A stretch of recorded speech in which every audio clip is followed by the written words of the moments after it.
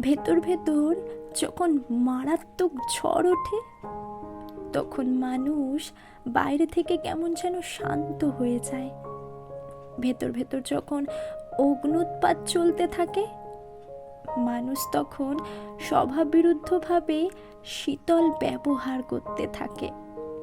ভেতর ভেতর যখন অনেক কথা বলার পাহাড় জমে, তখন মানুষের মধ্যে অদ্ভুত এক নীরবতার চূড়া সৃষ্টি হয়। ভেতর ভেতর মানুষ যখন বালিয়াড়ির মতো ভাঙতে থাকে, তখন বাইরে থেকে তাকে ইস্পাত কঠিন বলে মনে হয়। আর বাইরে থেকে মানুষকে যখন অত্যন্ত গোছালো মনে হয়, আসলে মানুষ তখন ভেতর ভেতর চূড়ান্ত অগোছালো অবস্থায় থাকে। মানুষ আদতে এমনই।